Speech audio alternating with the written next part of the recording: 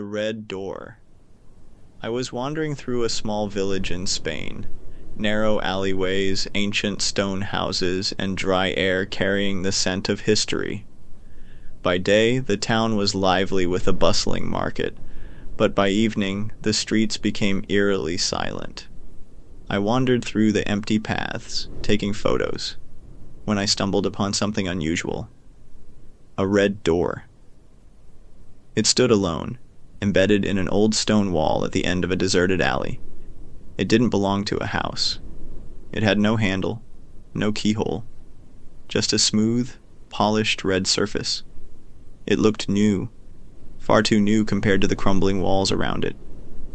Yet at the same time, it carried an unsettling sense of age. Curious, I reached out and touched it. Cold, colder than it should have been under the warm Spanish sun. I raised my camera, ready to take a picture. Thud. Something knocked from the inside. I stumbled backward. Someone was inside? Impossible. Behind this door there should have been nothing but solid stone. Yet, thud. A second knock, louder. And then, scratching. A slow, deliberate sound of nails dragging against wood.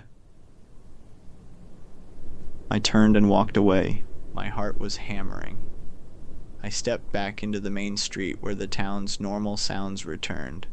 The murmur of locals, the distant clatter of dishes from a cafe. Everything felt normal again. I forced myself to turn and look back. The alley was still there, and at the end of it, the red door remained. The next morning, I decided to check again.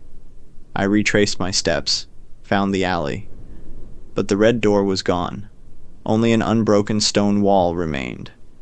I ran my hands over it, searching for some hidden seam, some trace that it had been there, but it was as if the door had never existed.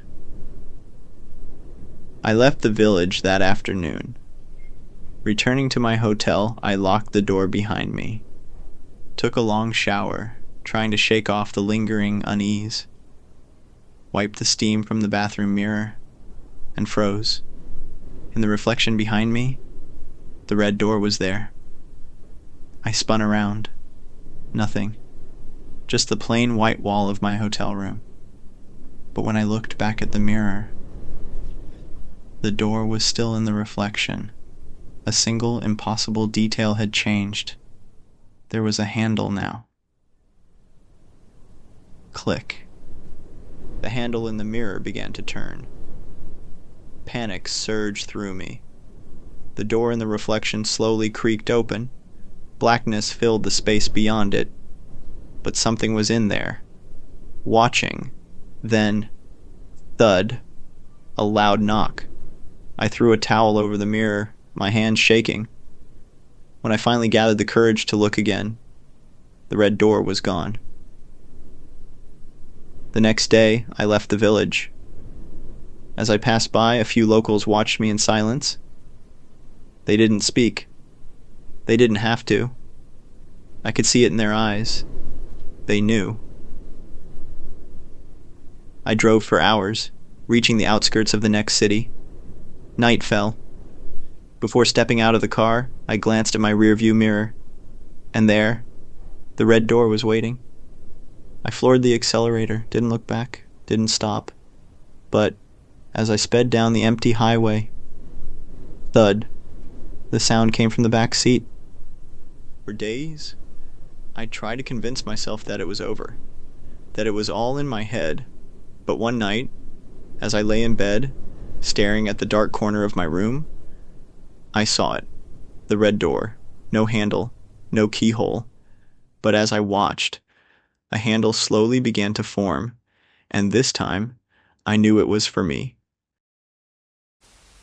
Still here? Prove it. Like and subscribe. The bottom of the well. I had come to a village in Poland for my university research, a study on a village that disappeared due to an epidemic. This village had once thrived as a trading hub, but at some point in history, its people had vanished without a trace. The cause was unknown. The only written record left behind simply stated that the villagers had been trapped in the well. When I asked the locals about it, they all reacted the same way. Their faces darkened, their voices lowered, and they refused to speak further.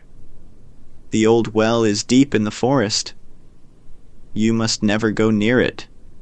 They all gave the same warning. And yet, hearing such things only made me more curious. I studied the maps, packed my gear, and set off toward the forest.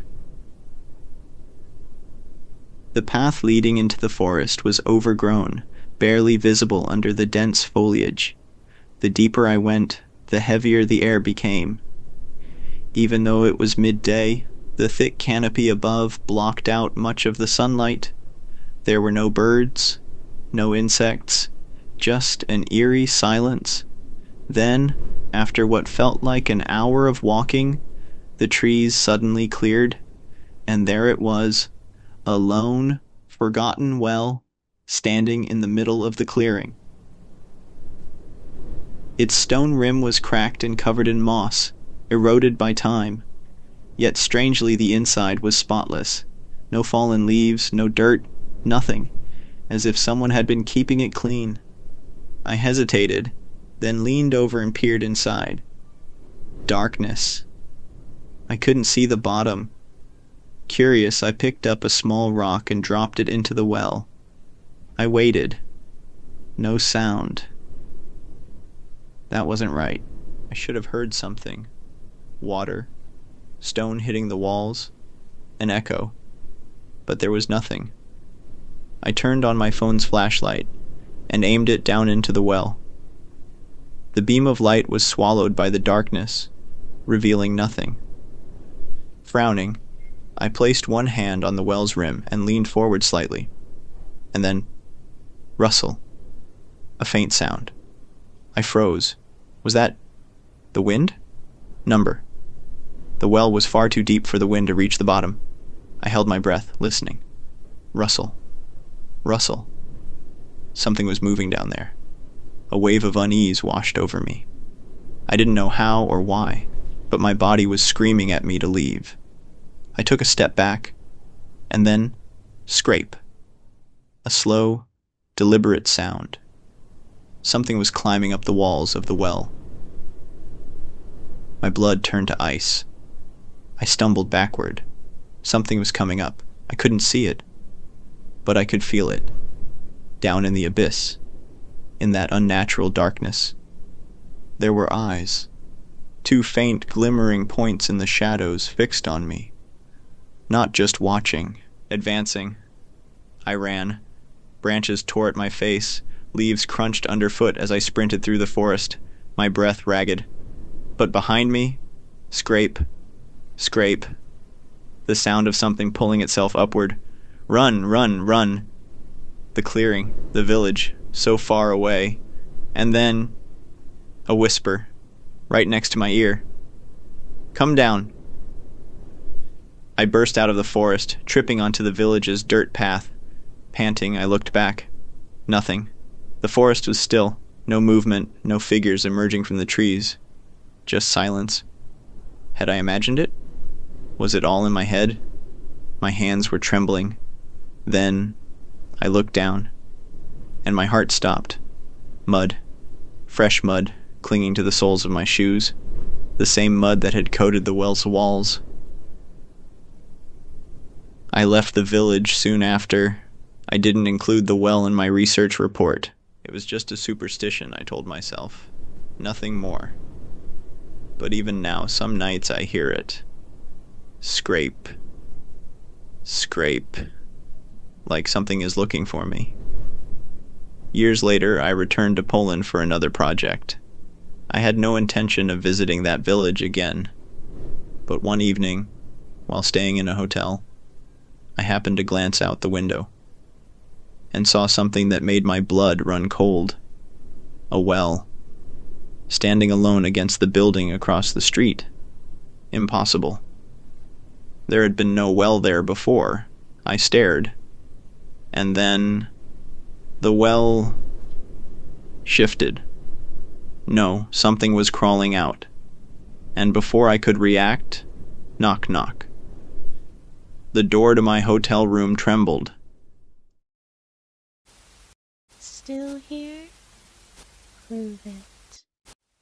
Like and subscribe. The midnight bus. I was on a business trip in a South American country. The meeting had run late, and by the time I left, taxis were nowhere to be found. With no other options, I decided to take the midnight bus back to my hotel. A local colleague had warned me, be careful with the buses at night. But I was exhausted. I didn't care. I paid my fare and sat in the back row. There were only a few other passengers. The dimly lit interior was filled with the soft hum of the engine and the occasional creak of the brakes. The bus moved quietly through the darkened streets. Outside, there was little to see, just the occasional flicker of streetlights. At the next stop, a passenger got off. And at that moment, a sudden chill ran down my spine. The bus hadn't changed. The temperature hadn't dropped. But the air inside suddenly felt heavier. I glanced up at the rearview mirror and froze. There was one more passenger than before. Someone was sitting in the back row, a man in black clothing, head bowed, motionless. He hadn't been there before. I was sure of it.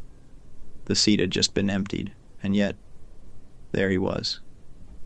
I swallowed hard. Maybe I was mistaken. Maybe I hadn't been paying attention.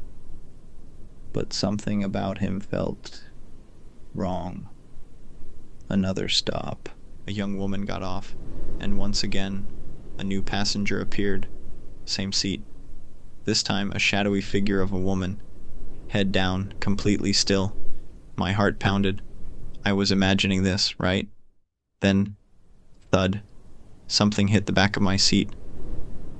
I turned sharply. No one was there. I was the only one in the back row.